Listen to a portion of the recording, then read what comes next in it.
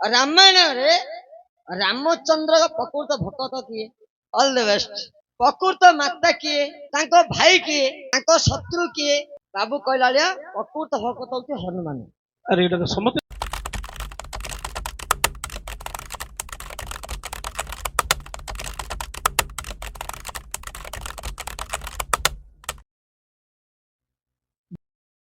ଆଲୋଚନା ଚାଲିଥିଲା। ଆଉ ରାମଚନ୍ଦ୍ର ବାପା କିଏ ଶୁଣିଥିଲେ? ଶୁଣିଥିଲେ। ସେ ରାମାୟଣ ବିଷୟ ଏମିତି ଗୋଟେ କଥାଟି କହିବ ଯେ କିଛି ନା କିଛି ଆମେ ରାମାୟଣ ଶୁଣିଛୁ, ଆଜ୍ଞାଙ୍କର ଭିଡିଓ ଦେଖିଛୁ, ଟିଭିରେ ମଧ୍ୟ ଦେଖୁଛୁ। ସେମିତି ଗୋଟେ ବିଷୟଟି ପଚାରିବ ଯେ ଆମେ ଟିଭିରେ ଶୁଣି ନଥିବୁ କି ୟୁଟ୍ୟୁବରେ ଶୁଣି ନଥିବୁ। ମୋ ମନକୁ ଯୋଉଟା ଛୁଇଁଲା ମୁଁ ସେଇଟା ପଚାରି ଦଉଛି। ଆଜ୍ଞା ତମେ ୟୁଟ୍ୟୁବରେ ଖୋଜିଲେ ବାହାରିବନି କି ଟିଭିରେ ମତେ ଖୋଜିଲେ ବାହାରିବନି। ମୁଁ ସେମିତି ବିଷୟ ଗୋଟେ ପଚାରିଦେବି। ଯଦି ଶୁଣିଛ ତମେ ମତେ କହିବ ଆଜ୍ଞା ମୁଁ ବିଷୟଟା ଶୁଣିଛି, ବନ୍ଦ କରିଦିଅ। ଆଉ ଗୋଟେ ପ୍ରଶ୍ନ ପଚାରିଲେ ମୁଁ ପଚାରି ଆଜ୍ଞା ଖାଲି ହଁ କରିଦବ। ଶୁଣିଛ ନା ନାଇଁ ମୁଁ ପଚାରିଦେବି। କଣ କଣ ତୁ ଖୋଜି ଖୋଜି ରଖିଛୁ ଏଗୁଡା ସବୁ? ହଁ ତାହେଲେ ମତେ ଲୋକ ଉପରେ ଇମ୍ପୋର୍ଟାଣ୍ଟ ନା ମୋର ଏଠି ସିଙ୍ଗପୁର ଡାକିବେ, ପାଢୀ ମାଷ୍ଟରକୁ ଡାକିଲେ ମାରି କାଢିକି ଛାଡିବା ଆଉ। ଜଗିରି ବସଛୁ ତୁ ଏଇଠି। ହଁ ଠିକ ଅଛି। ହଉ କଣ ପଚାରିବୁ? ଆମେ ରାମାୟଣ ସମସ୍ତେ ଜାଣିଛନ୍ତି। ରାମାୟଣରେ ରାମାୟଣ ତ ଗୋଟେ ସାଧାରଣ ଭାଇନା କଣ କାଟ କୁଆଡେ ନ କହିଲେ ମରେ ଦେଇ ପଳେଇଲୁ। ରାମାୟଣ ସମସ୍ତେ ପଢୁଛନ୍ତି, ପଢିଛନ୍ତି ନାଇଁ? ଜାଣିଛୁ ରାମାୟଣରେ ରାମଚନ୍ଦ୍ର ପ୍ରକୃତ ଭକ୍ତ କିଏ? All the best. ରାମଚନ୍ଦ୍ରଙ୍କର ପ୍ରକୃତ ଭକ୍ତ କିଏ? ଆଉ ପ୍ରକୃତ ମାତା କିଏ? ରାମଚନ୍ଦ୍ରଙ୍କର ପ୍ରକୃତ ମା କିଏ? ତାଙ୍କ ଭାଇ କିଏ? ପ୍ରକୃତ ଭାଇ କିଏ? ତାଙ୍କ ଶତ୍ରୁ କିଏ? ଶତ୍ରୁ କିଏ? ରାବଣ। ଠିକ ଅଛି। ହଉ ତମେ କହିଚାଲ, ମୋ ଲେଖା ମୁଁ ଦେଖି। ଆଉ ତମେ କାହିଁ ଚାଲ, ତମ ପିଲାମାନେ ମୁଁ ଯୁକ୍ତି କଲେ ହବ କି? ମୁଁ ଏ ବିଷୟ କହିବାକୁ ଚାହୁଁନି। ଆମେ ସମସ୍ତେ କହିବା ଯେ ରାମଚନ୍ଦ୍ରଙ୍କର ବାବୁ କହିଲା ଭଳିଆ ପ୍ରକୃତ ଭକ୍ତ ହଉଛି ହନୁମାନ। ଆରେ ଏଇଟା ତ ସମସ୍ତେ ଜାଣିଛନ୍ତି। ଆଉ କଣ ଆଉ ନୂଆ କଥାଟା ଏଇଟା?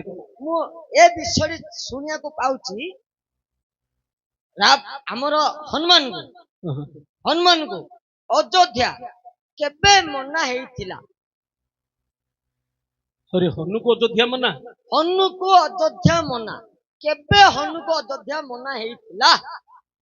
ରାମଚନ୍ଦ୍ର ତ ସବୁ କାମ ସିଏ କରିଥିଲା, ତା ଘରକୁ ଯିବାକୁ କାହିଁକି ମନା ହେଇଥିଲା? ମୋର ଏଇଟା ପ୍ରଶ୍ନ। ରାମଚନ୍ଦ୍ର ହନୁମାନଙ୍କୁ ମନା କରିଥିଲେ ଅଯୋଧ୍ୟାକୁ ଯିବାକୁ। ହନୁକୁ ଅଯୋଧ୍ୟା ମନା ଆଜିର ଅନୁଷ୍ଠାନ ମୂଳକ ନାଟକ। ହନୁକୁ ଅଯୋଧ୍ୟା ମନା? ଅଯୋଧ୍ୟା ମନା। ହଉ ଶୁଣିଛ କି ଆଜ୍ଞା? ଶୁଣିଛ ବୋଲେ ମୁଁ ଆଉ କିଛି କହିବିନି। ହଉ ଠିକ ଅଛି। ହନୁକୁ ଅଯୋଧ୍ୟା ମନା। ଆଉ ଗୋଟେ ପଚାରିଲୁ ରାମଙ୍କର ପ୍ରକୃତ ଭକ୍ତ କିଏ? ନା ନାହିଁ? ସମସ୍ତେ ସଂସାରବାସୀ କହିବେ ସମସ୍ତେ ଶୁଣ ଯେ ପ୍ରକୃତ ଭକ୍ତ ହଉଛନ୍ତି ଭଗବାନଙ୍କର, ରାମଚନ୍ଦ୍ରଙ୍କର ମର୍ଯାଦା ପୁରୁଷଙ୍କର ପ୍ରକୃତ ଭକ୍ତ ହଉଛନ୍ତି ହନୁମାନ। ଶ୍ରୀ ଗୁରୁ ଚରଣ ସରୋଜ ରଜ ନିଜ ମନ ମୁକୁର ସୁଧାରି।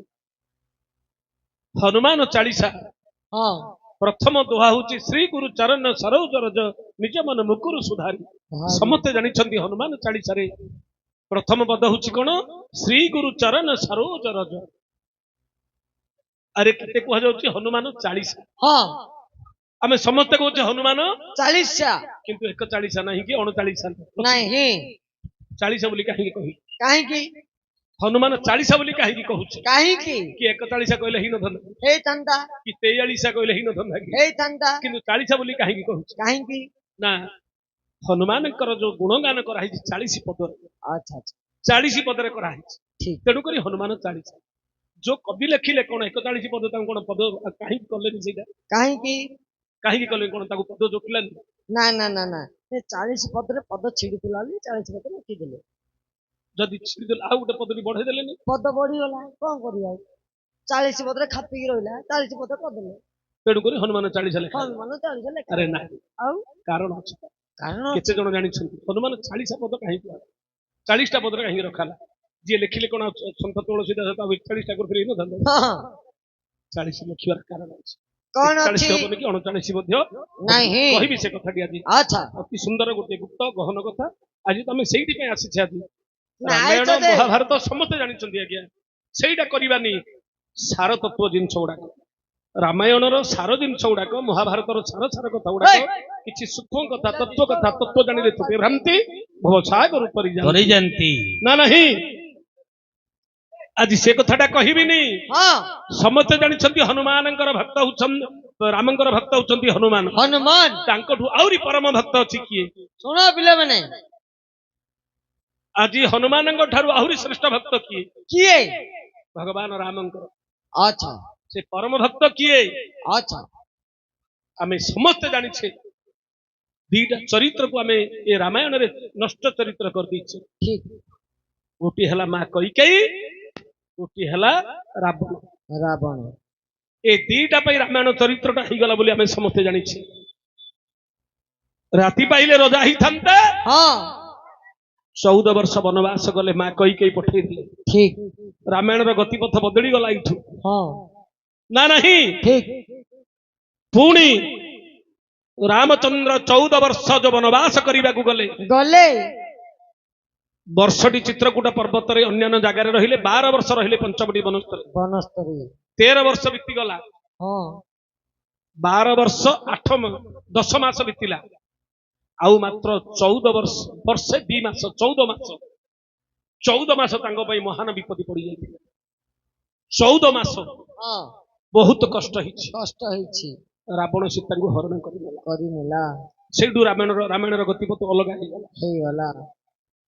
ଆମେ ସମସ୍ତେ ଜାଣିଛେ ରାମ ଭକ୍ତ ହନୁମାନ, କିନ୍ତୁ ନାହିଁ ରାମ ଭକ୍ତ ହନୁମାନ ନାହିଁ। ନାହିଁ। ରାମ ଭକ୍ତ ରାବଣ। ଠିକ। ହନୁମାନଙ୍କ ଠାରୁ 100 ଗୁଣରେ ବଡ ହଉଛି ରାବଣ। ରାବଣ। କିନ୍ତୁ ଆମେ ସେ କଥାଟାକୁ ବୁଝିନେ। କେମିତି ଆମେ ହସିବେ, ପରିହାସ କରିବେ। ହଇ ଆମେ ତ ଜାଣିଛୁ ହନୁମାନ ଭକ୍ତ, ରାବଣ କେମିତି ଭକ୍ତ?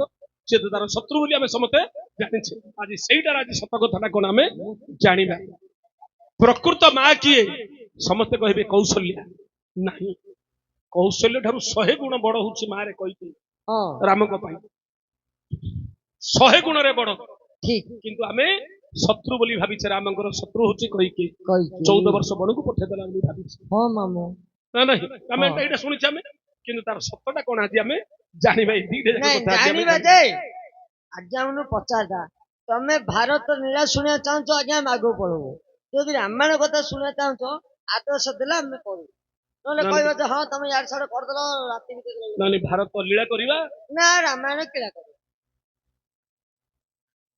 ହଉ ବେଶୀ ସମୟ ନେବାନି, ଠିକା ଠିକାରେ ଟିକେ ବିଷୟ ନାଇଁ ନାଇଁ ଆଜ୍ଞା କଣ କହୁଛନ୍ତି ଶୁଣିବା। ହଁ ହଁ ନାଇଁ ସେଟା ଖାଲି ଉଦାହରଣ ଚାଲିବ। ଠିକ। ନହେଲେ ଭଲ ଲାଗିବନି।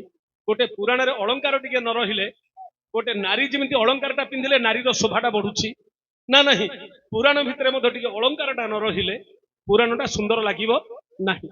ତେଣୁ ଏଇଟା ହେଲା ପୁରାଣର ଗୋଟେ ଅଳଙ୍କାର ଦିଆହଉଛି, ଉଦାହରଣ ଗୋଟେ ଦିଆହଉଛି। ଠିକ ଅଛି। ହଁ ଆମେ ଟିକେ ଯିବା। ଛାନ୍ଦ ଆସିବ ଗୋଟିଏ, ବୈଦେଶୀ ବିଳାସ ଛାନ୍ଦ।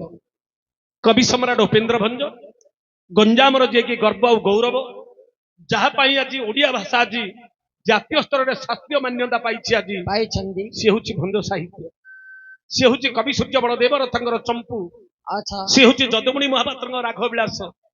ଯଦି ଏ କବି ଗଞ୍ଜାମ ମାଟିରେ ଜନ୍ମ ହେଇନଥାନ୍ତେ, ଓଡିଆ ଭାଷାକୁ ଆଜି ଶାସ୍ତ୍ରୀୟ ମାନ୍ୟତା ଆଜ୍ଞା ମିଳିନଥାନ୍ତା। ଯୋଉ ବନ୍ଧୁମାନେ ଆଜି ଜାଣିଥିବେ ସେମାନେ ବୁଝିପାରିଥିବେ ସାହିତ୍ୟ ମଣ୍ଡନ ହଉଛନ୍ତି, ସାହିତ୍ୟର ଅଳଙ୍କାରର ଭୂଷଣ ହଉଛନ୍ତି କବି ସମ୍ରାଟ ଉପେନ୍ଦ୍ର ଭଞ୍ଜ। ତାଙ୍କର ସର୍ବୋତ୍କୃଷ୍ଟ କାବ୍ୟ ହଉଛି ବୈଦେଶୀ ବିଳାସ। ଆଚ୍ଛା। ବୈଦେଶୀ ବିଳାସରେ କବି ଯାହା ଲେଖିଛନ୍ତି ତମେ ରାମାୟଣରେ ଖୋଜିଲେ ମଧ୍ୟ ସେ ପଦ ପାଇବେ ନାହିଁ। ଆଜି ସେ ବିଷୟକୁ ଦିଟା। ଆଚ୍ଛା। ରାମ ଭକ୍ତ ରାବଣ। ରାବଣ। ନା ନାହିଁ। ହଁ।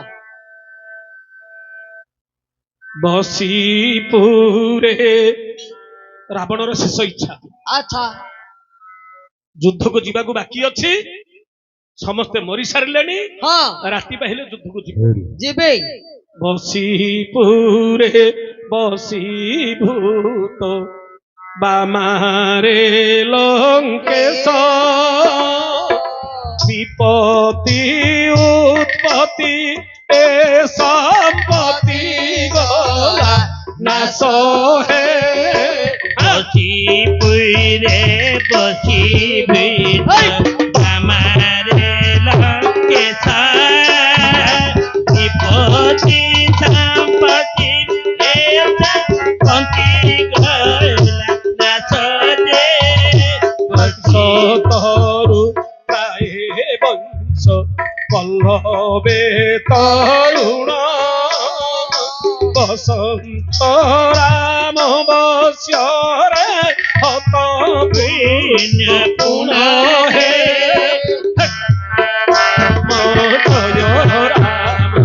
জয় রাম জয় জয় রাম শ্রী রাম জয় রাম জয় জয় রাম হে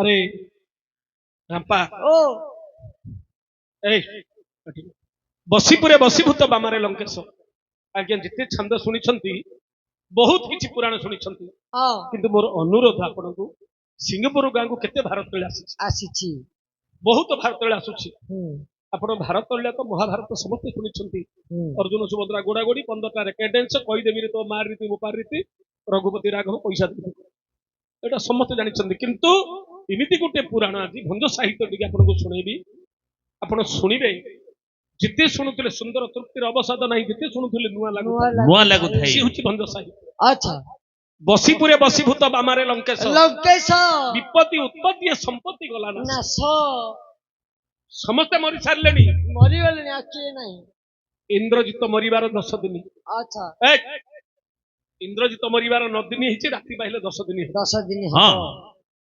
ଇନ୍ଦ୍ରଜିତ ମରିବାର 10 ଦିନ ଦିନ ରାବଣ ମରିଛି ସେଦିନ ଇନ୍ଦ୍ରଜିତ ମରିକି 9 ଦିନ ହେଇଛି ହଁ କୁମ୍ଭକର୍ଣ୍ଣ ମରି ସାରିଲାଣି ହଁ ପୁଅ ନାତି ସମସ୍ତେ ମରି ସାରିଲେଣି ହୁଁ କେବଳ ଜଣେ ବଞ୍ଚିଛି ରାବଣ ରାବଣ ରାତି ପାଇଲେ ଯୁଦ୍ଧକୁ ଯିବ ଯିବ ସବୁ ରାଣୀ ମାନଙ୍କୁ ପାଖକୁ ଡାକିଦେଲା ଆସ ମଝିରେ ବସିଲା ସମସ୍ତଙ୍କୁ ପାଖକୁ ଡାକିଦେଲା ବସେଇଦେଲା ସମସ୍ତେ ଆସ ମୋ ପାଖରେ ବସ ରାତି ପାଇଲେ ଯୁଦ୍ଧକୁ ଯିବି ବସିପୁରେ ବସିଭୂତ ବାମାରେ ଲଙ୍କେଶ ଲଙ୍କେଶ ବିପତ୍ତି ଉତ୍ପତ୍ତି ଏ ସମ୍ପତ୍ତି ଗଲା ନା ନାଶ ରାଣୀ ମାନଙ୍କୁ କହିଲା ହେ ରାଣୀ ମାନେ ହେ ମନ୍ଦୋଦରୀ ହଁ ମୋର ଏଡେ ବଡ ସମ୍ପତ୍ତିରେ ଆଜି ନଷ୍ଟ ହେଇଗଲା ବଂଶ ତରୁ ପ୍ରାୟ ବଂଶ ପଲ୍ଲବେ ତରୁଣ ବାଉଁଶ ବଣ ବଢିଲା ବଢି ମୋ ବଂଶଟା ବଢିଥିଲା ହଁ ବସନ୍ତ ରାମ ବଶ୍ୟରେ ହତ ପୁଣ ପୁଣ ବସନ୍ତ ଋତୁ ଆସିଲେ ଖରା ଦିନ ଆସିଲେ ବାଉଁଶ ବଣ ଯେମିତି ଧ୍ୱଂସ ହେଲା ଭଳି ହଁ ଆଜି ରାମ ରୂପକ ବସନ୍ତ ଋତୁର ରାମଙ୍କର ବାଣରେ ଆଚ୍ଛା। ଏଡେ ବଡ ମୋର ଆଜି ବଂଶଟା ଆଜି ଧ୍ୱଂସ ହେଇଗଲା ହେଇଗଲା ଆଉ କିଏ ନାହାନ୍ତି ହୁଁ କେବଳ ଖୁଣ୍ଟା ବର ଗଛ ଭଳି ମୁଁ ଜଣେ ଅଛି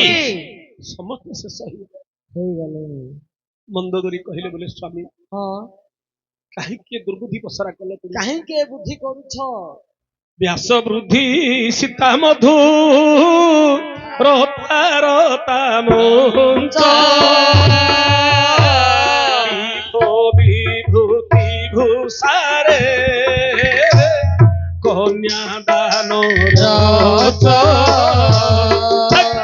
ଶ୍ରୀରାମ ଜୟ ରାମ ଜୟ ଜୟ ରାମ ଶ୍ରୀରାମ ଜୟ ରାମ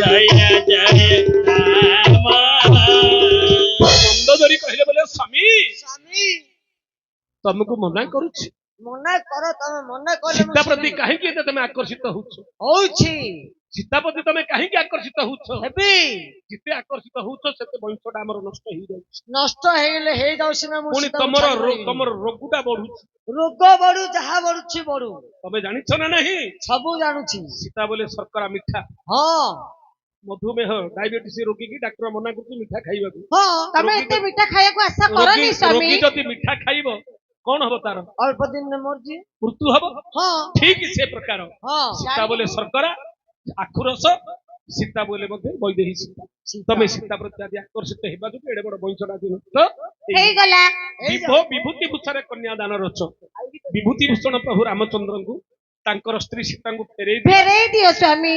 ଏ ଲଙ୍କାର ବିଭୂତି କି ତମେ ଭୋଗ କର ନା କାହିଁକି ତମେ ଗୋଟେ ପରସ୍ତ୍ରୀ ପ୍ରତି ଆଶା ରଖିଛ ଖାଇ ଖାଇ ମରିଯାଇ ସିନା ଛାଡିବାର ନାହିଁ ରାବଣ କହିଲା ବୋଲା ମନ୍ଦୋଦରୀ ହଁ ତୁ କଣ ଫେରେଇ ଜାଣିଛୁ ଦିଅନ୍ତି କହ? ସତ ସତ ହେଲେ କଣ ହେଲା? ତୁ କିଛି ଜାଣିନୁ ବଚନେ ବିଂଶ ବାହୁ ଯେ ବାହୁ ଯେ ହସିବେ ବଚନେ ବିଂଶ ବାହୁ ବହୁ ଯେ ହସିବେ ବୀରପଣେ ଉଣା ପଣେ ସମର୍ପଣ ଭାବେ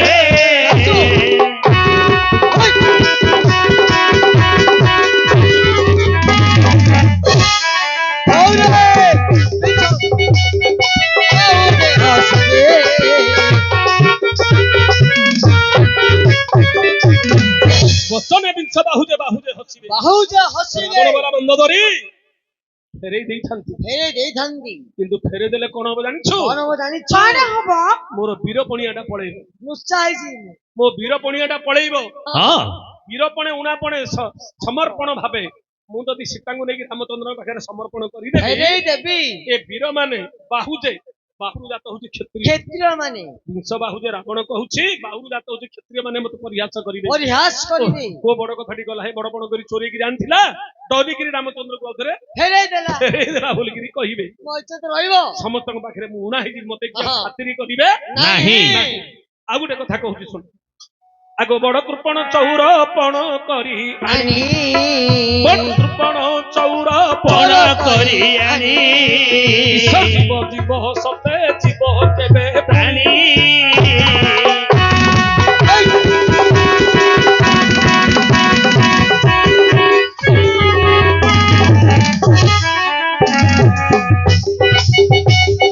ଚୋର କରି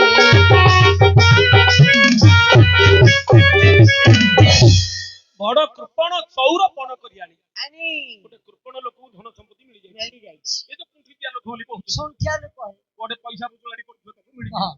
ଲୋକେ କହିବା ବାପାରେ ପର ପଇସା ତ କାହିଁକି ରଖୁଛୁ ଦେଇ ପକା ବୋଲେ କୃପଣ ଲୋକ ଦେଇ ପକଉଛି ନାହିଁ ଦବନି ଦବ ମରିଯିବ ପଛେ ସିନା ସେ କେବେ ଦବନି ଠିକ ସେ ପ୍ରକାର ହଁ ମୁଁ ଯୋଉ କୃପଣପଣରେ ଚୋରି କରିକି ଆଣିଛି ସୀତାକୁ ଆଣିଛି ଜୀବନଟା ପଛେ ମୋର ପଳେଇବ ମୁଁ ଦେଇଦେବି ଦିଅ ବୋଲେ ମୁଁ ତାକୁ ଫେରେଇ ପାରିବି ନାହିଁ ନାହିଁ ମରିଯିବି ଦେଇ ସିନା ଦେଇଥାନ୍ତି ଫେରେଇ ଦେଇଥାନ୍ତି ହଁ କିନ୍ତୁ କାହିଁକି ତମକୁ ଲୁଚେଇବି ସତ କଥାଟା ଏଥର ତମକୁ କହିବି ମୋର ସତ କଥା ଏଇଠି ଜାଣିନ ମଲା ବେଳେ ରାବଣ ସତ କଥାଟି କହିଛି ମରିବା ପୂର୍ବରୁ ରାଣୀ ମାନଙ୍କୁ ସତ କଥାଟି ଏଇଠି ରାବଣ କହିକି ଯାଇଛି। କହିଛି କଣ କହିଛି ଯୋଉଟା କି ଆମେ ବାଲ୍ମୀକି ରାମାୟଣ କି କୌଣସି ରାମାୟଣରେ ଲେଖା ହେଇନି କିନ୍ତୁ ଭଞ୍ଜ ଲେଖିଛନ୍ତି ଯେ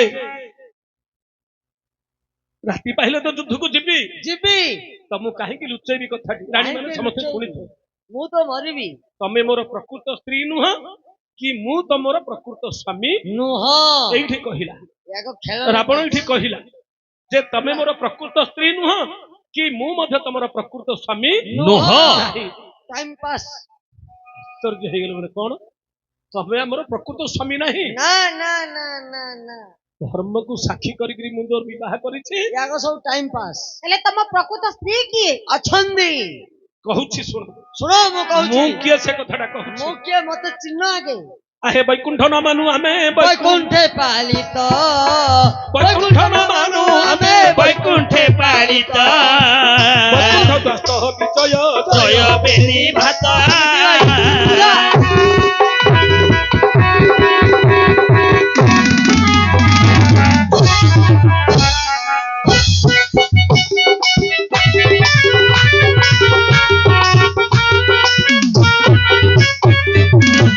ଚୁରମା ମନୋରମା ଏକାନ୍ତରେ ସ୍ଥିତି ଚୁରମା ମନୋରମା ଏକାନ୍ତରେ ସ୍ଥିତି ଏକବାଦୀ ସନ କାଦି ଦରଶନେ ଅତି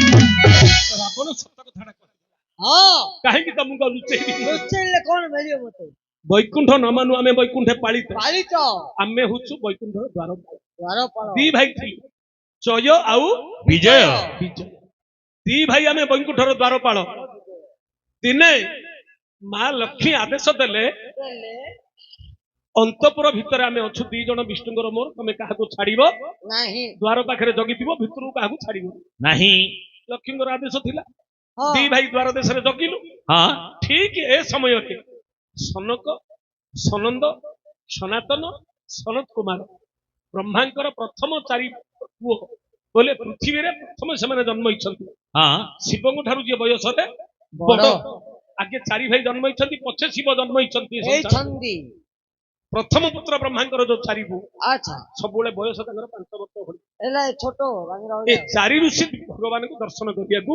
ଆସିଲେ। ଆସିଲେ କିନ୍ତୁ ଆମେ କଣ କଲୁ? ବିରୋଧୁ ଦ୍ୱାର ନ ମାନି ବଳେ ପ୍ରଭାବ ଉଦ୍ଭବ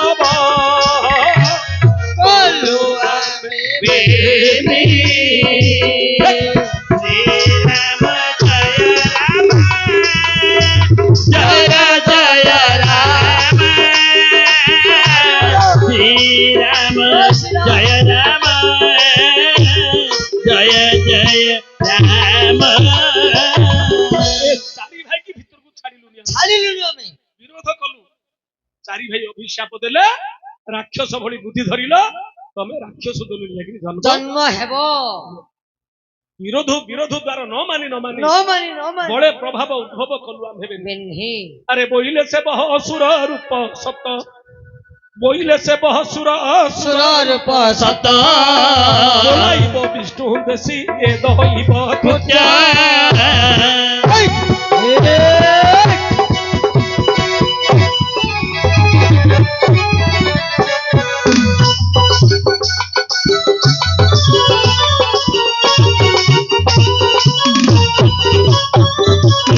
ହିସାବ ଦେଲା ତମେ ଅସୁର ଜନିରେ ଯାଇକି ଜନ୍ମ ହବ ଦି ଭାଇ, ଏଇଟା ଅନ୍ୟଥା ହବ ନାହିଁ। ନାହିଁ।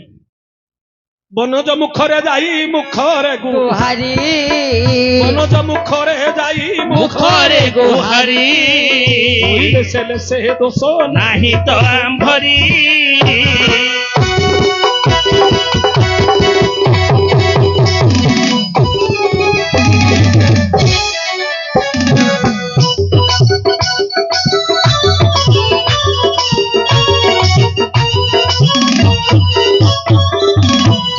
ବନଜ ମୁଖରେ ଯାଇ ମୁଖରେ ଗୁହାରି। ବନଜ ଜଳର ଜାତ ହଉଛି ପଦ୍ମମୁଖ ଭଗବାନଙ୍କ ପାଖରେ ଯାଇକି ଆମେ ଗୁହାରି କଲୁ। ଦି ଭାଇ ଯେ ମା ଲକ୍ଷ୍ମୀ ଆମକୁ ମନା କରିଥିଲେ ଭିତରକୁ ଛାଡିବା ପାଇଁ, ଆଚ୍ଛା ଋଷି ମାନଙ୍କୁ ଆମେ ଛାଡ଼ିଲୁନି। ଛାଡ଼ିଲୁନୁ ଋଷି ମାନେ ଅଭିଶାପ ଦେଲେ ତମେ ଅସୁର କୂଳରେ ଜନ୍ମ ହବ। ଭଗବାନ କହିଲେ ଏଥିରେ ତ ଋଷି ବାକ୍ୟ ଅନ୍ୟଥା ହବନି, ନା ନା ଅସୁର କୂଳରେ ତମେ ଜନ୍ମ ହବ ସତ, ସତ ରାକ୍ଷସ କୂଳରେ ଜନ୍ମ ହବ ସତ, କିନ୍ତୁ ତମକୁ ଉଦ୍ଧାର କରିବା ପାଇଁ ମୁଁ ଆଉଥରେ ମର୍ତ୍ତ୍ୟକୁ ଯିବାକୁ ପଡ଼ିବ। ପଡ଼ିବ। ତମକୁ ଉଦ୍ଧାର କରିବା ପାଇଁ ମୁଁ ମର୍ତ୍ତ୍ୟକୁ ଯିବାକୁ ପଡ଼ିବ, ପଡ଼ିବ। ପଡ଼ିବ। ଆଚ୍ଛା ତମକୁ ପଚାରୁଛି ମୁଁ, ଯଦି ମତେ ଭକ୍ତି କରିବ 7 ଜନ୍ମରେ ଉଦ୍ଧାର ହବ, ହଁ ଶତ୍ରୁତା କଲେ 3 ଜନ୍ମରେ ଉଦ୍ଧାର ହବ, ହବ କୋଉଟା ଦରକାର କୁହ? ଦି ଭାଇ ହାତ ଯୋଡ଼ିଲୁ, ପ୍ରଭୁ। 7 ଜନ୍ମ ରାକ୍ଷସ ଜନ୍ମ ହେଇପାରିବୁନି, ନା ନା 3 ଜନ୍ମରେ ଆମକୁ ଉଦ୍ଧାର କରିଦିଅ। କରିଦିଅ।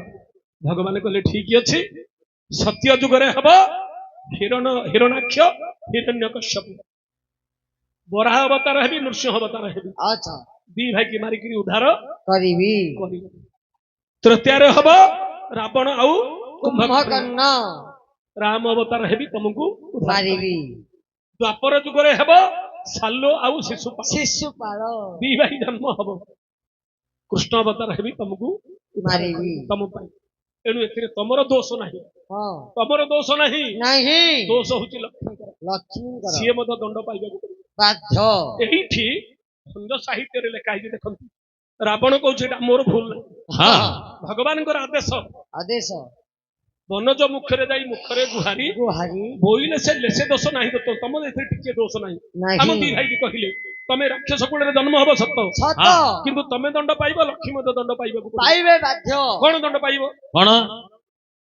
କାହିଁକି ସେ ଦଣ୍ଡ ପାଇବ? କାହିଁକି ନା ବନ୍ଦୀବତ କରି ରଖ, ବନ୍ଦୀବତ ରଖ, ବନ୍ଦୀବତ ନାହିଁ ଭାସି ବନ୍ଦୀବତ ରଖ, ବନ୍ଦୀବତ ପର ଭାସି ବହୁ ଦଣ୍ଡ ମୂଲ୍ୟ ରୂପୀ ବହୁ ରତ୍ନ ବେଶୀ।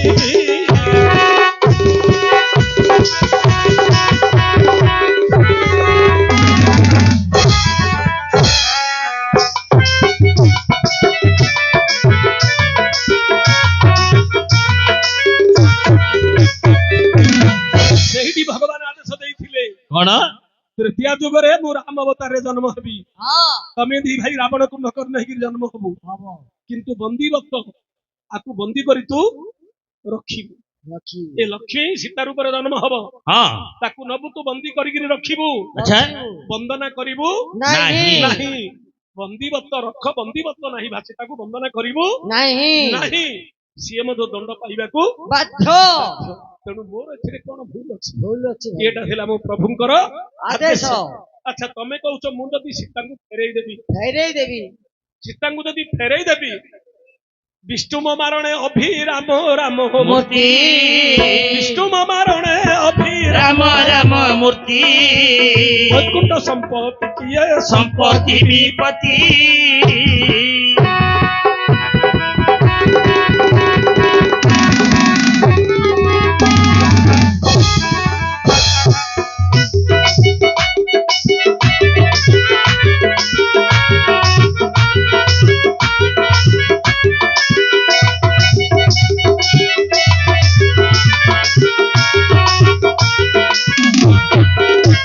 ଏଇଠି ରାବଣ କହିଲା ବର୍ତ୍ତମାନ ମୁଁ ଯଦି ଫେରେଇ ଦେବି ବିଷ୍ଣୁ ମତେ ମାରିକିରି ଉଦ୍ଧାର କରିବି ବୋଲି ଆସିଛନ୍ତି ଏଠି ହଁ ଏଇ, ତମ ଯୋଗୁଁ ମୋ କଣ୍ଠଟା ପଡୁଛି ତମେ ବିଚାର କରନ ପିଲାମାନେ ଧୀରେ ବସ ବିଷ୍ଣୁ ଆଜି ଏଇଥିପାଇଁ ଜନ୍ମ ହେଇଛନ୍ତି କଣ ପାଇଁ ନା ମାରିକିରି ଉଦ୍ଧାର କରିବା ପାଇଁ ବିଷ୍ଣୁ ମାରଣେ ଅଭିରାମ ରାମ ମୂର୍ତ୍ତି ହଁ ବୈକୁଣ୍ଠ ସମ୍ପତ୍ତି କିଏ ସମ୍ପତ୍ତି ବିପତ୍ତି ଏଡେ ବଡ ସମ୍ପତ୍ତି ବୈକୁଣ୍ଠ ସମ୍ପତ୍ତି ଛାଡିକିରି ବୈକୁଣ୍ଠ ଭୋଗ ଛାଡିକିରି ହଁ ଏ ରାକ୍ଷସ ଯୋନିରେ ଏଇଠି ରହିବି ମୁଁ ଏ ରାକ୍ଷସ ଯୋନିରେ ଏଇଠି ରହିବି ଆଚ୍ଛା ତମେ ମୋର ସ୍ତ୍ରୀ ନାହିଁ କି ମୁଁ ତମର ସ୍ୱାମୀ ନାହିଁ ରାବଣ କହୁଛି ତମେ ମୋର ସ୍ତ୍ରୀ ନାହିଁ କି ମୁଁ ତମର ସ୍ୱାମୀ ନାହିଁ ବିଳାସବତୀ ଯୁବତୀ ବୈକୁଣ୍ଠରେ ମୋର ବିଳାସବତୀ ଯୁବତୀ ବୈକୁଣ୍ଠରେ ମୋର ବିଦ୍ୟ ଉପପତି ପରି ଉପପତି କର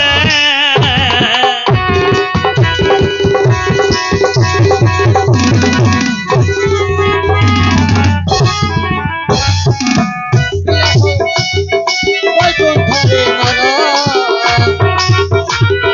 ମୋର ଉପପତ୍ତି କର ବାସ୍। ଏଇଠି ରାବଣ କହିଦେଲା କଣ ତମେ ମତେ ଇଚ୍ଛା କରୁଛ ସିନା ସ୍ୱାମୀ ବୋଲିକିରି ମାନିଛ ସିନା ମୁଁ ତମର ପ୍ରକୃତ ସ୍ୱାମୀ ନାହିଁ କି ତମେ ମୋର ପ୍ରକୃତ ସ୍ତ୍ରୀ ନାହିଁ ହଁ। ଡୁପ୍ଲିକେଟ ମୁଁ ବିଳାସବତୀ ଯୁବତୀ ବୈକୁଣ୍ଠରେ ମୋର ଅଛନ୍ତି ମୋର ପ୍ରେମିକା ମାନେ ମୋର ପ୍ରକୃତ ସ୍ତ୍ରୀ ଅଛନ୍ତି ବୈକୁଣ୍ଠରେ ଛୁରୀ ମୋର ଚତି ସେମାନେ ମତେ ଅପେକ୍ଷା କରିଛନ୍ତି ହଁ ମୁଁ ମରିବା ପରେ ମରିଜି ମରିବା ପରେ ମୋର ଆଦେଶ ବିଜ୍ଞ ଉପପତି ପରି ଉପପତି କର ପ୍ରକୃତ ତମେ ଯଦି ଜ୍ଞାନୀ ଜାନି ପ୍ରକୃତ ଯଦି ତମର ଜ୍ଞାନ ଅଛି ଅଛି ମୋର ଆଦେଶକୁ ମାନିବ ମାନିବ ମୁଁ ମଲା ପରେ ମଧ୍ୟ ବିଧବା ହବନି ବିଧବା ହବନି ତମେ ଉପପତ୍ତି କରିକିରି ରହିବ। ବଞ୍ଚିବ ଅନ୍ୟ ଗୋଟେ ସ୍ୱାମୀ କି ସ୍ୱାମୀ ରୂପରେ ଅନ୍ୟ ଗୋଟେ ପୁରୁଷକୁ ସ୍ୱାମୀ ରୂପରେ ବରଣ କରିବ ଦେଖନ୍ତୁ ମରିବା ପୂର୍ବରୁ ଯୁଦ୍ଧକୁ ଯିବା ପୂର୍ବରୁ ରାବଣ ଏସବୁ ମନ୍ଦ ଧରିକି କହି ସାରିଛି ତମେ ମରିବନି ଆଉ ଗୋଟେ ତୁ ଘର ଭାବୁଛୁ ମରିଗଲେ କାଳେ ବିଧବା ହେଇଯିବୁ ନା ନା ନାଇଁ, ନା ତୁ ବିଧବା ହବୁନି ତୁ ଏ ସଦବା ଲଙ୍କାଟା ଭୋଗ କରିବାଟା କରିବୁ ଲଙ୍କାର ରାଣୀ ହେବାଟା ହବୁ ହବୁ କିନ୍ତୁ ମୁଁ ନଥିବି ମୁଁ ନଥିବି କିନ୍ତୁ ତୁ ସଦବା ହେଇକି ରହିବୁ ହଁ। କେମିତି ସଦବା ହେବି କାହାକୁ ବିବାହ କରିବି ଅଛି ଆଲୋ ବିଭୀଷଣ ପଳାଇଛି କିଛି ଗତ କଥା ବିଭୀଷଣ ପଳାଇଛି ଗତ କଥା ବଲ୍ଲଭ ବୋଲି ନ ଲଭ ମୋରେ ମନ ବ୍ୟଥା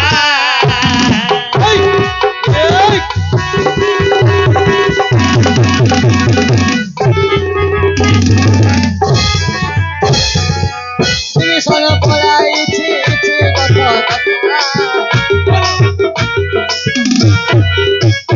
ଏଇଠି ରାବଣ କହିଲା ମନ୍ଦୋଦରୀକି ଲାଲ ମନ୍ଦୋଦରୀ ଏ ମନ୍ଦୋଦରୀ ତୁ ଭାବିଥିଲୁ ସୀତାଙ୍କୁ ସ୍ତ୍ରୀ କରି ଆଣିଛି ମୁଁ ଆଣିଛି ସୀତାଙ୍କୁ ସ୍ତ୍ରୀ ରୂପରେ ଆଣିଛି ହଁ ନାହିଁ ନାହିଁ ଯଦି ମୁଁ ସୀତାଙ୍କୁ ମୋର ସ୍ତ୍ରୀ ରୂପରେ ଆଣିଥାନ୍ତି ମୋ ବେଡରେ ମୋର ଶୋଇଥାନ୍ତି ସ୍ତ୍ରୀ କରିବାର ଇଚ୍ଛା ଥାନ୍ତା ହଁ ସୁବର୍ଣ୍ଣ ଖଟ ପଲଙ୍କରେ ତାକୁ ନେଇକିରି ମୁଁ ଶୋଇଥାନ୍ତି ଅନ୍ତପୁର ଭିତରକୁ ଆଣିଥାନ୍ତି ହଁ ତାକୁ ଅଶୋକ ବନରେ କାହିଁକି ରଖିଲି ତାକୁ ଦେବୀ ରୂପରେ ଆଣିଛି ମା ମୋର ମା ରୂପରେ ଆଣିଛି ତାକୁ ହଁ ଦେବୀ ମାନଙ୍କର ବାସ ହଉଛି ବୃକ୍ଷ ମୂଳେ ବୃକ୍ଷ ମୂଳେ ତେଣୁ ତାକୁ ମୁଁ ବୃକ୍ଷ ମୂଳେ ରଖିଛି ରଖିଛି ତାକୁ ବୃକ୍ଷ ମୂଳେ ଜଗିଛି ରଖିଛି ହଁ କାଳେ ଏକୁଟିଆରେ ଡରିବ ବୋଲିକିରି ଆଚ୍ଛା 5-7ଟା ଅସୁରୁଣୀ ଜଗେଇଛି ସ୍ତ୍ରୀ ଲୋକକୁ ଜଗେଇଛି ପୁରୁଷ ଲୋକ ସେ ଭିତରୁ କାହାକୁ ମୁଁ ଛାଡୁନି ଛାଡ଼ିନି ମୁଁ ଜାଣିଛି ମୋ ମାର ସତୀୟତା ପତିବ୍ରତା ନଷ୍ଟ ହେଇଯିବ ଆଉ ଅତି ବିଜ୍ଞ ଯିଏ ବିଭୀଷଣର ଝିଅ ତ୍ରିଜଟାକୁ ସେଇଠି ମୁଁ ରଖିଛି।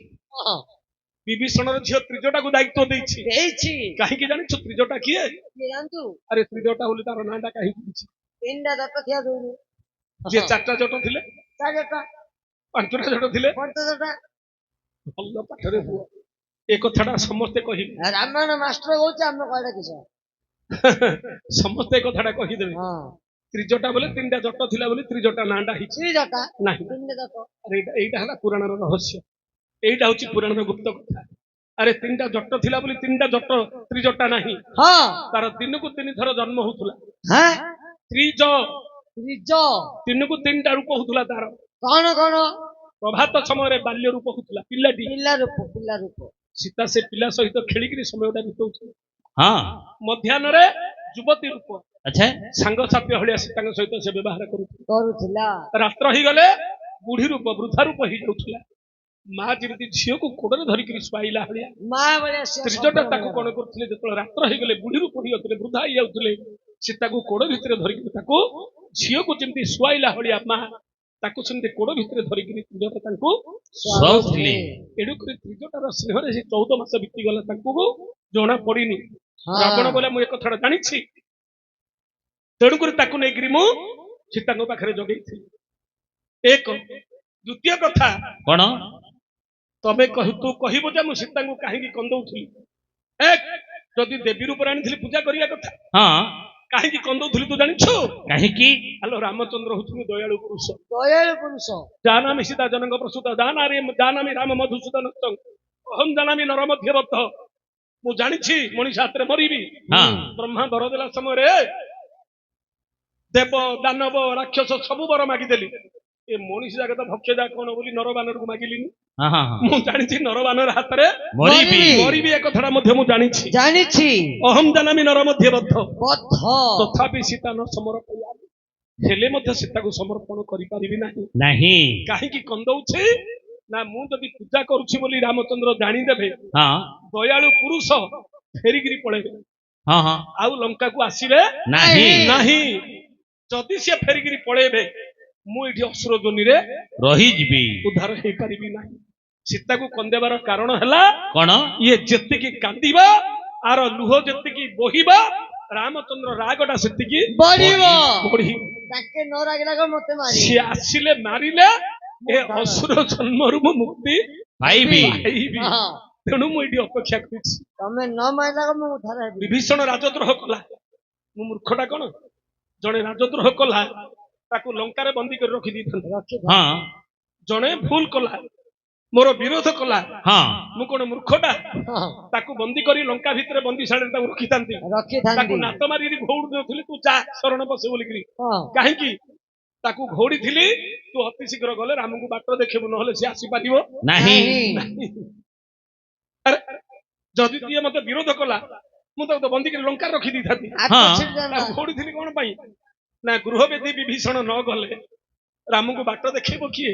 ଆଚ୍ଛା ଅତି ଶୀଘ୍ର ସେ ବାଟ ଦେଖିକିରି ଆଣିଲେ, ମାରିଲେ, ରାକ୍ଷସ ଜନ୍ମରୁ ମୁଁ ମୁକ୍ତି ପାଇବି। ପାଇବି। ତେଣୁକରି ବିଭୀଷଣ ପଳାଇଛି ଇଚ୍ଛିଗତ କଥା, ବଲ୍ଲଭ ବୋଲି ନ ଲଭ ମୋରେ ମନ ବ୍ୟଥା। ମୁଁ ମରିଗଲି ବୋଲି ତମେ ଦୁଃଖ କରିବ ନାହିଁ। ନାହିଁ। ସେ ପ୍ରଭୁଙ୍କର ଶରଣ ପଶିଛି, ମୁଁ ଜାଣିଛି। ଯୁଗ ଯୁଗରେ ସେ ଅମର ହେଇକିରି ରହିବ। ଯୁଗ ଯୁଗରେ ଅମର ହେଇକି ରହିବ। ହଁ ତୁ ମଧ୍ୟ କେବେ ବିଧବା ହବୁନି, ସଧବା ହେଇକିରି ତୁ ରହିବୁ। ରହିବୁ। ତେଣୁକରି ମୁଁ ମରିବା ପରେ ବିଭୀଷଣଙ୍କ ସ୍ୱାମୀ ରୂପରେ ତୁ ବରଣ କରିବୁ। କରିବୁ। ଆଉ କିଏ ବଞ୍ଚିବେ? ଆଉ ମୁଁ ଯଦି ମରିବାକୁ ଥାନ୍ତା, ରାମଙ୍କ ପାଖକୁ ଯାଇକିରି ମରି ଯାଇଥାନ୍ତି। ମରିଯାଇଥାନ୍ତି। ସେ ଲକ୍ଷ୍ୟଟା ହେଲେ ମୋର ନାହିଁ। କଣ? କାହିଁକି ଏଠିକି ଆଣିଛି ଜାଣିଛୁ? କାହିଁକି? ଆଲୋ ଲଙ୍କାଟା ମୋର ନାହିଁ, ଆଉ ମୋ ବାପାର ନାହିଁ। କାର? ଏ ଲଙ୍କାଟା ହଉଛି ଶିବ ପାର୍ବତୀଙ୍କର। ହଁ ପାର୍ବତୀଙ୍କ ଅଭିଶାପରେ ଏଟା ଅସୁରପୁର ହେଇଯାଇଛି। ଆହା ହା ବୋଲେ ଏଇଟା ହଉଛି ଆଜ୍ଞା ପୁରାଣର ଅତି ଗୁପ୍ତ ସନ୍ଧି କଥା ଗୁଡାକ। ଏ ଲଙ୍କାଟା ବିଶ୍ରବା ଋଷିଙ୍କର ନାହିଁ। ନାହିଁ। ଏ ଲଙ୍କାଟା ହଉଛି ଶିବ ପାର୍ବତୀଙ୍କର। ଦିନେ ପାର୍ବତୀ ହଁ ଭଗବାନଙ୍କର ପୁର ବିଷ୍ଣୁପୁରକୁ ଯାଇଥିଲେ ବୁଲିବାକୁ, ବୈକୁଣ୍ଠକୁ। ଆଚ୍ଛା ଆଚ୍ଛା ଶିବ ପାର୍ବତୀ ଯାଇଛନ୍ତି। ହଁ ଶିବଙ୍କର ବିଷ୍ଣୁଙ୍କର ଇଆଡେ କଥାବାର୍ତ୍ତା ଚାଲିଛି। ଲକ୍ଷ୍ମୀ କଣ ଗଲେ, ପାର୍ବତୀଙ୍କ ସାଥିରେ ଧରିକି ଗଲେ, ଦି ଯା ନା। ହଁ ଆସ ପାର୍ବତୀ ଆମର ଘର ଦେଖିବା ଆସ। ଆସ ହଁ। ଦେଖିବ। ବୈକୁଣ୍ଠପୁର ଏଡି ବଡ ସୁନ୍ଦର ଘର। ଏଇଟା ଆମର ଭଣ୍ଡାର ଘର, ସେଇଟା ରୋଷେଇ ଘର, ଏଇଟା ଗାଡି ରୁମ, ଏଇଟା କିଚେନ ରୁମ, ଏଇଟା ବେଡରୁମ। ଆମେ ଲାଟ୍ରିନ୍ ମଧ୍ୟ ଜାଣିଛେ ଗୋଟେ ଭାଇଟି ଚାଳ କୁଡିଆ ଘରେ ଥିବ, ଆଉ ଗୋଟେ ଭାଇଟି ଯଦି ବରହମପୁର ଭୁବନେଶ୍ୱର ଆଡେ ଘର ଦ୍ୱାର କରିଦେଇଥିବ, ଆଉ ଗୋଟେ କିଛି ନଥିବ, ଭୂମି ଦି ଭଣ ନଥିବ, ଚାଳ କୁଡିଆଟି ଥିବ। ଯଦି ଏ ଯାଟା ଯଦି ଏ ଭାଇଟା ଯଦି ସେ ଘରକୁ ଯାଇଥିବ ଦେଖିବାକୁ, ମା ମାନେ ଗାଳି କରିବନି, ଏଇଟା ମାଇକିନା ଲୋକର ସ୍ୱଭାବ ଅଛି ଏଇଟା। ସତ କଥା ଏଇଟା। କହିଲେ ଆମେ ଏମିତି ଘର କରିଛୁ ବୋଲି ସବୁ ଦେଖେଇବେ ନେଇକି ତମର ଚାଳ କୁଡିଆ ଘରକୁ। କହିଲେ ଆଙ୍କର ସତେ ପାହାଡ ପର୍ବତ କପିଳାସ ପାହାଡ ଗୁମ୍ଫାକୁ ଘରକୁ, ଆଙ୍କର ବୈକୁଣ୍ଠପୁର ଘର। ଲକ୍ଷ୍ମୀ କଣ କରିଛନ୍ତି ଆମର କେମିତି ଘର, ଆସ ଦେଖିବା ଆସ ବୋଲି ପାର୍ବତୀ ସବୁ ଦୁଆର ଦୁଆର ବୁଲିକି ସବୁ ଦେଖଉଛନ୍ତି କେମିତି ଆମର ବୈକୁଣ୍ଠପୁର ଦେଖ। ହଁ ହଁ ପାର୍ବତୀ ଜାଣୁଛନ୍ତି ସତ, ଲକ୍ଷ୍ମୀ ଅହଙ୍କାରରେ ଦେଖଉଛନ୍ତି ବୋଲିକିରି ପାର୍ବତୀ ମନ ଭିତରେ ଜାଣୁଛନ୍ତି ସତ, ଆଚ୍ଛା କିନ୍ତୁ କିଛି କହିପାରୁନାହାନ୍ତି। ହଁ ଫେରିକିରି ଆସିଲା ସମୟରେ ବାଟରେ ଶିବଙ୍କୁ ଧରିଦେଲେ ହାତଟା, ବୋଲେ ପ୍ରଭୁ ମୁଁ ଏ ଅହଙ୍କାର ସହିପାରିବିନି, ଲକ୍ଷ୍ମୀଙ୍କର ଗର୍ବ ସହିପାରିବିନି ପ୍ରଭୁ। ହଁ ଏ ଯୋଉ ବୈକୁଣ୍ଠ ଘରଟା ମତେ ଲକ୍ଷ୍ମୀ ଯେତିକି ଦେଖେଇଛି, ତାର ଦି ଗୁଣ କରି ଆଉ ଗୋଟେ ସୁନ୍ଦର ଘର ଆମର କରିବାକୁ ପଡିବ। ଶିବ ବୋଲେ ପାର୍ବତୀ ମୁଁ କୋଉଠୁ ଆଣିବି ସୁନ୍ଦର ଘର, ମୁଁ କୋଉଠୁ ଆଣିବି ସୁନ୍ଦର ଘର? ଆମେ ତ ବାପାକୁ 3 ଭାଇ ଜନ୍ମ ହେଲୁ, कैसे ବ୍ରହ୍ମା ବିଷ୍ଣୁ ଶିବ ଆମେ 3 ଭାଇ। हाँ ଆମର ଯୋଉ ଭାଇ ଭାଗ ହେଲା, ବ୍ରହ୍ମା ନେଲେ ଯଶୋବନ୍ତୀପୁର, हाँ ବିଷ୍ଣୁ ନେଲେ ବୈକୁଣ୍ଠପୁର, ମୋ ଭାଗରେ ଦେଲେ କପିଳାସ ପାହାଡ ପର୍ବତ। मुंडा पर्वतरा ବ୍ରହ୍ମା ନେଲେ ରୁଦ୍ରାକ୍ଷ ମାଳ, ବିଷ୍ଣୁ ନେଲେ କୌସ୍ତୁଭ ମାଳ, ମୋ ଭାଗକୁ ଦେଲେ ହାଡ ମାଳ। ए ବ୍ରହ୍ମା ନେଲେ ହଂସ ବାହନ, ବିଷ୍ଣୁ ନେଲେ ଗରୁଡ ବାହନ, ମତେ ଦେଲେ ବୁଢା ବଳଦ ଗୋଟେ ବୁଢା ଷଣ୍ଢ ଗୋଟେ ମୋ ଭାଗକୁ ଦେଇଛି। हाँ हाँ ବ୍ରହ୍ମା ନେଲେ ବେଦ୍ୟାହୁତ, ବିଷ୍ଣୁ ନେଲେ ଚକ୍ରାହୁତ, ମତେ ଶାବଳ ଭଳିଆ ଗୋଟେ ତ୍ରିଶୂଳ ଗୋଟେ ମୋ ଭାଗକୁ ଧରେଇଦେଲେ। ନା ନାହିଁ, हाँ ବ୍ରହ୍ମା ମୁଳି ହେଲେ କର୍ପୂର ଚନ୍ଦନ, ବିଷ୍ଣୁ ମୁଳି ହେଲେ କର୍ପୂର, ମୋ ଭାଗକୁ ଦେଲେ ମଶାଣିର ପାଉଁଶ ଦେଲେ। ମଣି ପାଟ ଲୁଗା ଯାହା ଥିଲା ପିନ୍ଧିଲେ, ମତେ ଛାଲ ଖଣ୍ଡେ ପିନ୍ଧିବାକୁ ଦେଇছে। ପିନ୍ଧିବାକୁ ଲୁଗା ଖଣ୍ଡେ ନାହିଁ, ମୁଁ କୋଉଠି ତାଠୁ ସୁନ୍ଦର ଘର କରିପାରିବି?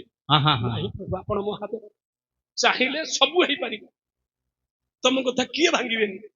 ହଉ ଯଦି ଜିଦି କରୁଛ କରିବା ଆଉ, କିନ୍ତୁ ଆମ ଭାଗ୍ୟରେ नहीं ନାହିଁ। ନାଇଁ ନାଇଁ ଭାଗ୍ୟରେ ନାହିଁ, କଲା ପରେ ଭାଗ୍ୟରେ ନାହିଁ, କର ଠିକ ଅଛି ବୋଲେ କୁବେରକୁ ଡାକିଲେ। ଏ ତ୍ରିକୁଟ ସମୁଦ୍ର ଭିତରେ ତ୍ରିକୁଟ ପର୍ବତ ଉପରେ ଗୋଟେ ସୁବର୍ଣ୍ଣପୁର ଗୋଟେ ପଡିବ, ଯେତିକି ସୁନା ଲୋଟା ପଡିବ ବିଶ୍ୱକର୍ମାଙ୍କୁ ଡାକିଲେ, ଗୋଟେ ବୈକୁଣ୍ଠଠୁ ଆହୁରି ସୁନ୍ଦର କରି ଘରଟିଏ କରିବ, हाँ हाँ ସୁନାରେ ତିଆରି କରିବ। अच्छा ସୁନାର କାନ୍ଥ, ସୁନାର ଛଣ, ସୁନାର ଛାତ, ସବୁ ଯାକ ସୁନାରେ ଖାଲି ତିଆରି କରିବ। କୁବେରକୁ ଆଦେଶ ଦେଲେ ଯେତିକି ସୁନା ଲାଗିବ ତୁ ଦବୁ। ବିଶ୍ୱକର୍ମାକୁ କହିଲେ ବୈକୁଣ୍ଠଠୁ ଆହୁରି ଯେମିତି ସୁନ୍ଦର ହବ ଗୋଟେ ଘର ତିଆରି କର। हाँ ହେଇଗଲା, ଲଙ୍କାଟା ତିଆରି ହେଲା। ହେଲେ ପ୍ରତିଷ୍ଠା ନହେଲେ ଯାଇ ହବନି।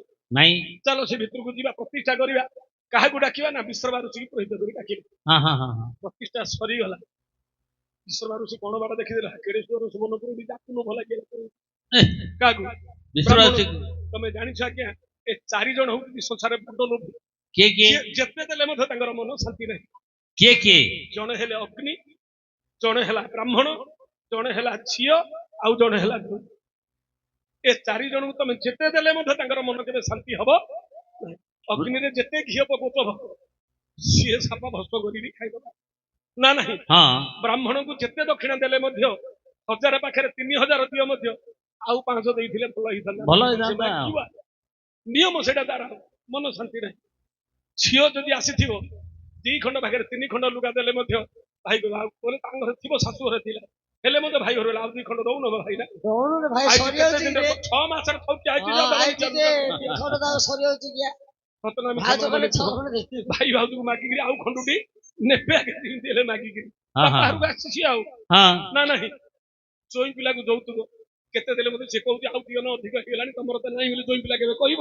नहीं ତମେ ପଛେ ରାତି ପାଇଲେ ବଟ ଗଛ ମୂଳକୁ ପଳ, ଭିକ ପଛେ ମାଗି ଦିଅ, କିନ୍ତୁ ବିବାହ ବେଦୀରେ ଯୌତୁକଟା ଯେତିକି ଦେବା କଥା ଏଇଠି ମତେ दे पको ଦେଇ ପକ। ସିଏ ଆଉ କେବେ 6 ଲକ୍ଷ ଶାନ୍ତି ଦେ, ରଖି ରଖି 6 ଲକ୍ଷ ଦେ ନା, ଅଣ୍ଟିବ। ହେ ହେଲେ ବାପାରେ, ତେଣୁ କରି ଏ 4 ଜଣଙ୍କୁ ହେଲେ ବ୍ରାହ୍ମଣ ବିଶ୍ରବା ଋଷି ପ୍ରତିଷ୍ଠା ସରିଲା। ହଁ ଶିବ ଯେତେବେଳେ ଦକ୍ଷିଣା ଯାଚିଲେ, ଜାତିଲେ ଭାବିଲେ କି ଟଙ୍କା ପଇସା ମାଗିବି, ହଁ ଚାଉଳ ଧରି ସଂକଳ୍ପ କରିଦେଲେ, ସତ୍ୟ କଲେ ମାଗିବି। ଶିବ ସଂକଳ୍ପ କରିଦେଲେ, କହିଲେ ପ୍ରଭୁ ଦକ୍ଷିଣା ସ୍ୱରୂପ ମତେ ଲଙ୍କାଟା ଦେଇଦେଲେ। ଏ କେତେ ଭୁଲ କଲେ, ବିଶ୍ରବା ଋଷି ପ୍ରତିଷ୍ଠା ସରିଲା ପରେ ଦକ୍ଷିଣା ସ୍ୱରୂପ ଲଙ୍କାଟାକୁ ମାଗିକି ନେଇଗଲେ। ମାଗି ନେଇଗଲେ। ପାର୍ବତୀ ଯେତେବେଳେ ଜାଣିଲେ, ବୋଲେ କେତେ କଥା କଲ, କେତେ ଗର୍ବ କଲୁ ରେ। ପ୍ରକୃତରେ ମୋ ସ୍ୱାମୀ ଯାହା କହିଥିଲେ ଆମକୁ ଭୋଗ ନାହିଁ, ସଂକଳ୍ପ କରିକି ଦକ୍ଷିଣ ସ୍ୱରୂପ ନେଇଗଲ ମାଗିରି ଲଙ୍କାଟାକୁ, ଠିକ ଅଛି, ଅଭିଶାପ ଦେଉଛି ରାକ୍ଷସ ଭଳି ଲୋଭ କଲେ ବ୍ରାହ୍ମଣ ହେଇକିରି ଏଟା ରାକ୍ଷସପୁର, ହେଇଯାଉ। ଏଠି ରାକ୍ଷସ ମାନେ ବାସ କରିବେ। ହଁ ହଁ। ତେଣୁ କରି ମୋ ବାପାଙ୍କର ଭୁଲ ପାଇଁ ଆଜି ଲଙ୍କାଟା ରାକ୍ଷସପୁର ହେଇଯାଇଛି। ଆଚ୍ଛା ଏଇଟାକୁ ବୈକୁଣ୍ଠ କରିବି ବୋଲି ମୁଁ ଭାବିଛି। ଶେଷରେ କେମିତି ହବ? କେମିତି? ଲକ୍ଷ୍ମୀ ନାରାୟଣଙ୍କର ବାଧା ପଡିଲା କା ବୈକୁଣ୍ଠ ହବ। ତେଣୁ ମା ଲକ୍ଷ୍ମୀକି ଘିନା ଆଣିଛି। ମାକୁ ଆଣିଲେ ଗୋପାଳଟା ଆଜି ଆପେ ଆପେ ଆସିବ। ଏ ତେଣୁକରି ମାଟାକୁ ଆଣିଲେ ବାପାଟା ଆପେ ଆପେ ଆସିବ। ତେଣୁକରି ମାକୁ ଧରିକିରି ଆସିଛି। ଏଠି ବାପା ଭଗବାନଙ୍କର ପାଦଟା ପଡିଲେ ମୋ ମାଟିଟା ପବିତ୍ର କେମିତି ମୁଁ କରିଦେବି। ଜନନୀ ଜନ୍ମଭୂମିଛ ସ୍ୱର୍ଗାଦପି କରି ଅଛି। ମୁଁ ସିନା ମରିଯିବି, ଉଦ୍ଧାର ହେଇଯିବି, ମୋ ମାଟିଟା ପବିତ୍ର ହେଇପାରିବ ନାହିଁ। ତେଣୁକରି ମୋ ମାକୁ ଧରିକିରି ଆସିଛି। ପ୍ରଭୁଙ୍କର ଏଠି କେମିତି ପାଦଟା ପଡିଯିବ, ଲଙ୍କା ମାଟିଟା କେମିତି ମୁଁ ପବିତ୍ର କରିଦେବି, ଏ ଅସୁର ମାଟିଟା କେମିତି ବୈକୁଣ୍ଠ କରିବି। ତେଣୁକରି ଏ ଲକ୍ଷ୍ୟ ନେଇକିରି ମୁଁ ଆଜି ସୀତାଙ୍କୁ ଆଣିଛି। ଆଚ୍ଛା ସ୍ତ୍ରୀ କରିବି ବୋଲି ମୁଁ କେବେ ଆଣିନି। ଆଣିନି। ତେଣୁକରି ଯିବା ପୂର୍ବରୁ ସେ କହିଦେଲା, ଆଲୋ ବିନାଶନେ ହୁତାଶନେ ଦେବ ଯେବେ ଝାସ, ବିନାଶନେ ହୁତାଶନେ ଦେବ ଯେବେ ଝାସ, ହବ ମୋ ପ୍ରସଙ୍ଗ ପାଇବାର ଆଶା।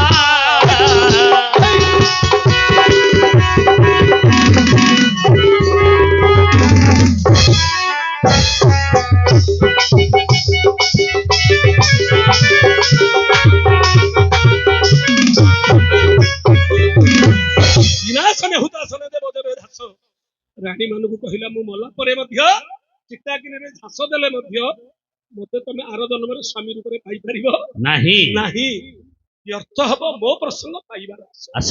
ତେଣୁକରି ମୋ ଆଶା ଛାଡି ଦେଇକିରି ବିଭୀଷଣଙ୍କୁ ପତି ରୂପରେ ବରଣ କର, ପଦବା ହେଇକିରି ତମେ ଲଙ୍କାରେ ଭୋଗ କର। ଆଜ୍ଞା ଆଜି ପର୍ଯ୍ୟନ୍ତ ବୋଲି ମଧ୍ୟ କଥା ରହିଛି। ପ୍ରତ୍ୟେକ ଦିନ ବିଭୀଷଣ ଲଙ୍କାରୁ ଆସୁଛନ୍ତି। କଳା ମଲ୍ଲି ଫୁଲ ଆମର ଭାରତ ବର୍ଷରେ ନାହିଁ କୋଉଠି। ପ୍ରତ୍ୟେକ ଦିନ ବଡ ପଣ୍ଡା ଯିବା ସମୟରେ ଜଗନ୍ନାଥଙ୍କ ପାଖରେ ପ୍ରତ୍ୟେକ ଦିନ ଅର୍ଦ୍ଧରାତ୍ର ସମୟରେ ବିଭୀଷଣ ଦର୍ଶନ କରୁଛନ୍ତି। ଠାକୁରଙ୍କ ପାଖରେ କଳା ମଲ୍ଲି ଫୁଲ ଦିଆଯାଏ ସବୁଦିନ। ଗୋଟେ କଳା ମଲ୍ଲି, ଏଇଟା ହଉଛି ପ୍ରଭୁଙ୍କର ଏବେ ସଂକେତ। ବର୍ତ୍ତମାନ ସୁଦ୍ଧା ମଧ୍ୟ ଠାକୁରଙ୍କ ପାଖରେ ଆମେ ସଂସାରରେ କୋଉଠି ଦେଖିଲେ ମଧ୍ୟ କଳା ମଲ୍ଲି ଆମର ଏଇଠି ନାହିଁ। ବର୍ତ୍ତମାନ ସୁଦ୍ଧା ମଧ୍ୟ ଠାକୁରଙ୍କୁ ବିଭୀଷଣ ଆସୁଛନ୍ତି, ଦର୍ଶନ କରୁଛନ୍ତି, ବିଶ୍ୱାସ ଚାଲିଛି। ଏବେ ପର୍ଯ୍ୟନ୍ତ ବିଭୀଷଣ ଆସୁଛନ୍ତି, ଦର୍ଶନ କରୁଛନ୍ତି। ଯୁଗ ଯୁଗରେ 4 ଯୁଗରେ ସେ ଅମର ହେଇକି ଅଛନ୍ତି। ଅମର ପଦ ସେ ପାଇଛି। ତେଣୁକରି ଆଜ୍ଞା ରାମାୟଣରେ ଯଦି ଦେଖିବା, ଜଣେ ନିଜର ମାଟିକି ପବିତ୍ର କରିବା ପାଇଁ, ନିଜର କୁଳକୁ ଉଦ୍ଧାର କରିବା ପାଇଁ, ବଂଶକୁ ଉଦ୍ଧାର କରିବା ପାଇଁ ପ୍ରଭୁଙ୍କ ହସ୍ତରେ ମଲେ ମୁଁ ଉଦ୍ଧାର ହେବି, ମୋର ଏ ରାକ୍ଷସ ବଂଶଟା କେମିତି ଉଦ୍ଧାର ଏବେ ହେଇଯିବ। ତେଣୁକରି ମୁଁ ଏଠି ସୀତାଙ୍କୁ ଆଣିଛି, ସ୍ତ୍ରୀ କରିବାକୁ ଆଣିନି। ଜଣେ ମାଗିଲା ମୁକ୍ତି, ଜଣେ ମାଗିଲା ବିଭୂତି। ବିଭୂତି। ରାବଣ ମାଗିଲା ବିଭୂତି, ଯେ ରାବଣ ମାଗିଲା ମୁକ୍ତି, ରାବଣ ମାଗିଲା ମୁକ୍ତି, ବିଭୀଷଣ ମାଗିଲା ବିଭୂତି। ରାବଣକୁ ମାରି ଦେଇକିରି ମତେ କେମିତି ଲଙ୍କାଟା ଶୀଘ୍ର ମିଳିଯିବ। ମିଳିଯାଉ ନା ନାହିଁ। କିନ୍ତୁ ମତେ ଲଙ୍କା ଦରକାର ନାହିଁ ପ୍ରଭୁ, ମତେ 2ଟା ଅକ୍ଷର ଦରକାର, କେବଳ ମୁକ୍ତି ପଥ ଦରକାର। ପ୍ରଭୁ ଏ ଅସୁର ଜନ୍ମରୁ ମତେ କେମିତି ମୁକ୍ତି କରିଦିଅ। ଅତି ଶୀଘ୍ର ଆସିକିରି ମତେ ମାରିବ।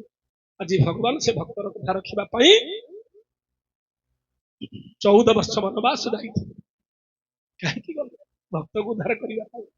ପ୍ରକୃତ ଭକ୍ତ ନାହିଁ। କିଏ ଭକ୍ତ? ରାବଣ ଠାରୁ ପରମ ଭକ୍ତ ଆଉ ନାହିଁ ସଂସାରରେ। କିନ୍ତୁ ଆମେ ପୁରାଣଟା ଯଦି ବୁଝିବା ଅଲଗା ପ୍ରକାର, ନା ନାହିଁ? ପୁରାଣଟା ବୁଝିବା ଅଲଗା ପ୍ରକାର। ଆଚ୍ଛା ଏଇଟା ହଉଛି ତାର ନିର୍ଯାସ।